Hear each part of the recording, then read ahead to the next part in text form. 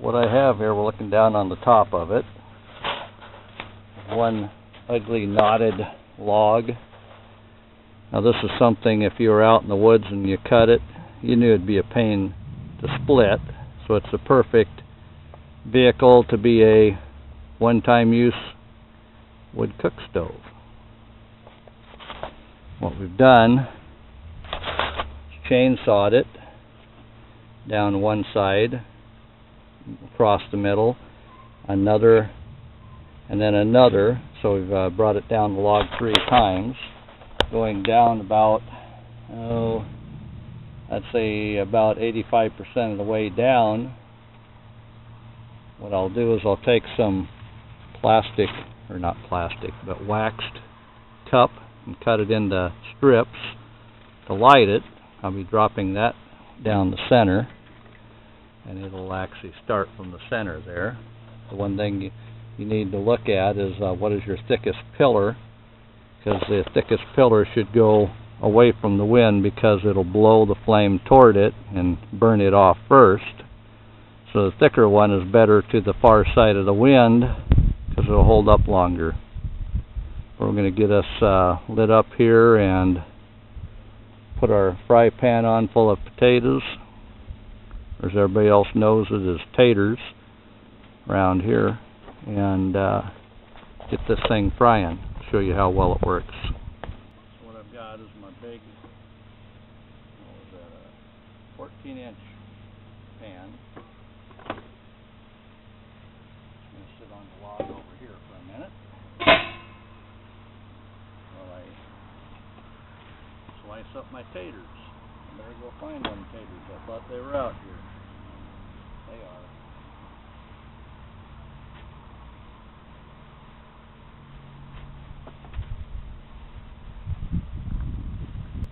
We got our outdoor table set up. Get us ready for cooking potatoes. Yes, I did wash everything.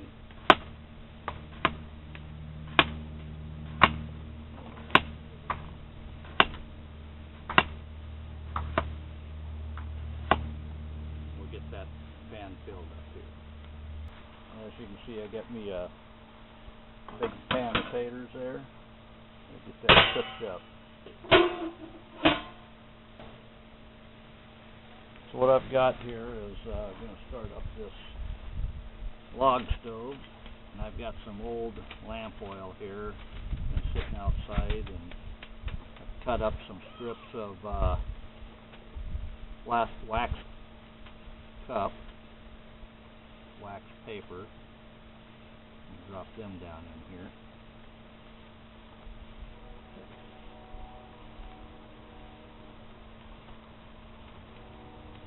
Pour a little bit of that nasty old lamp oil. That's all it is some kerosene. So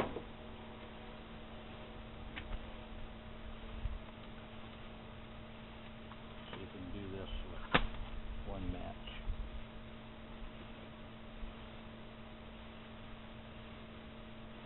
Now it's going to take just a little bit to get burnt down inside.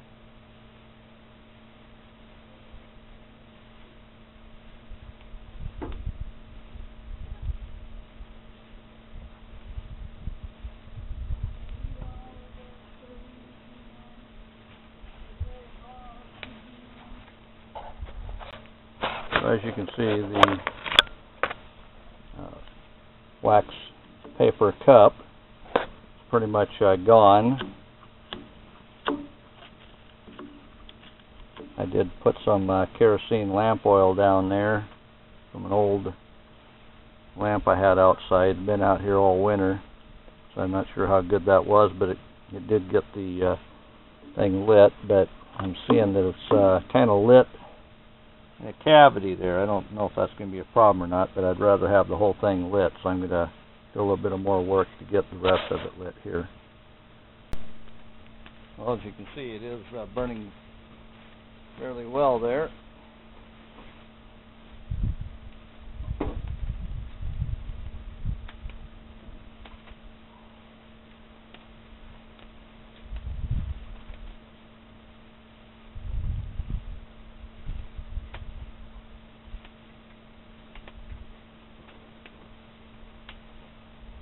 as you can see, it's only been about 5 minutes, and we've got taters frying there.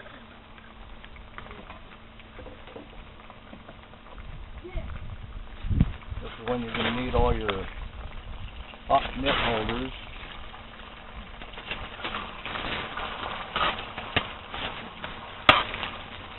And that's 14-inch pans, one big pan to be messing with.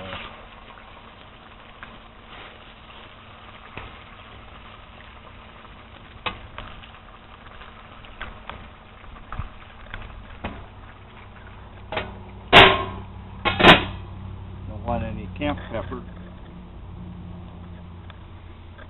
So while we're cooking our taters over there, we've got our coffee cooking on the Hammelbach stove.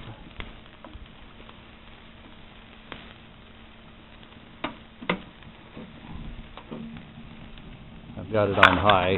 As you can see on the handle, there's 2 notches, and that holds the door open just a little bit to get that thing a lot of air, so it throws out the smoke as it heats up that coffee. There is a diverter in there. You can probably see it, maybe. Up at the top there, it brings all the fire and gases from the back of the stove up to the front. Gets onto the hot plate there that I've put on top where I've put the coffee pot.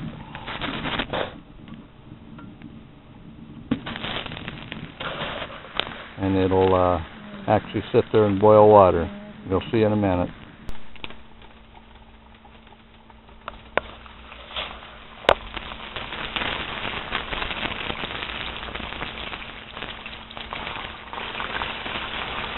Oh yeah.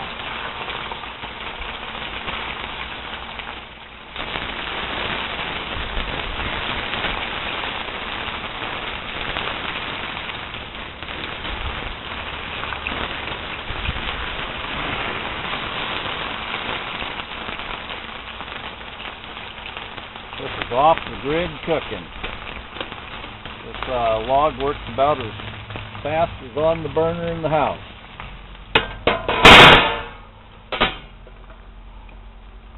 As long as you start the log up about 10 minutes before you start cooking.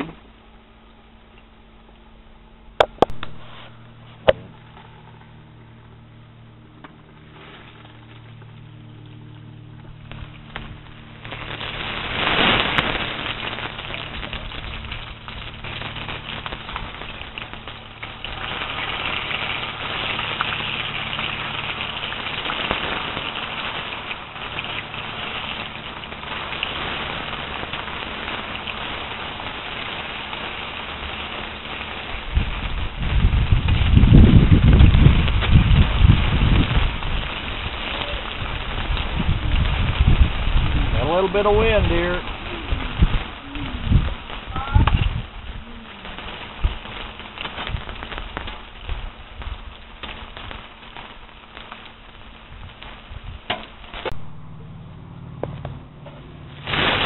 Oh yeah.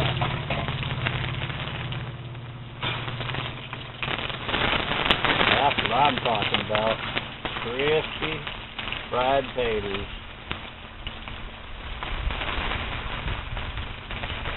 It's a good thing I wasn't doing this in the house. They had both ovens on, every burner on, blew the breaker. First time that's ever happened. Of course, we're broiling on the one oven. See there, you can't depend on the grid. There you go.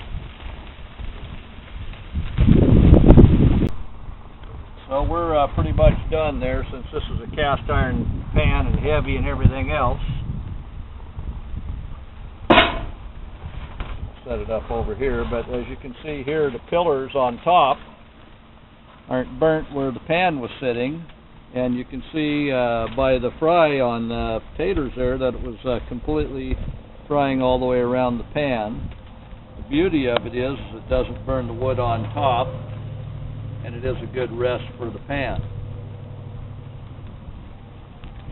I could throw a pot of water on and have a pot of water boil yet for cleanup. So now that we've got our fried potatoes done here, sitting up on the table, just wondering how the coffee was doing. And you can hear it hissing away there, putting a bit of heat to that pot. Take a look at the fire here. Don't have a spring on my latch yet. Oh yeah. That spring would take up the heat so I can open and close that without having to use the pliers. But we're getting our coffee going to be perking here in a minute. And if the grid doesn't go down on the kitchen stove, we'll have our steaks cooked and have us a meal. Well, as you can see, the log is burning along nicely. I put the pan of corn on here. You can see it's boiling away.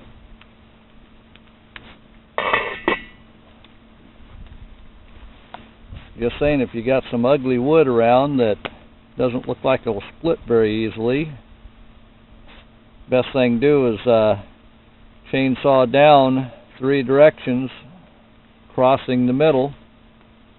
Creates these pillars for the pan to sit on. It burns nicely. Them knotty pieces of wood probably hold together a little bit better than your straight stuff. Won't split in half. So that's a good use for trash wood. And you're off the grid. And what's the fun of having a camp stove if you can't poke it with wood now and again?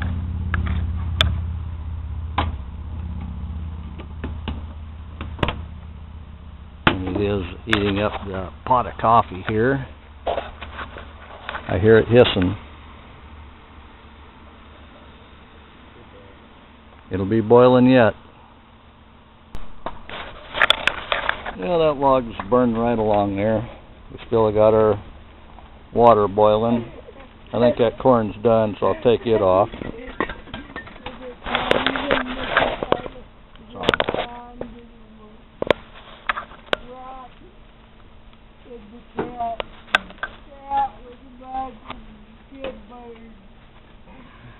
So we got us 2 dishes cooked on that single wood stove. One-time use, bologna. As long as you got something to cook, cook.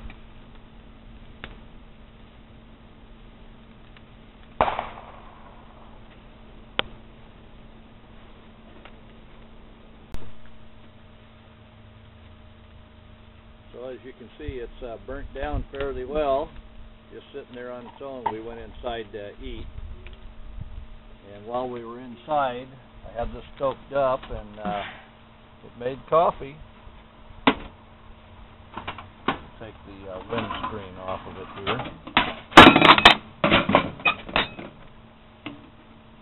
As you can see down inside, there be coffee.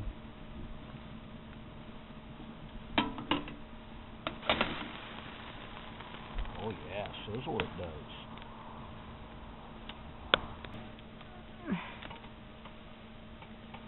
Nice dark coffee. Oh,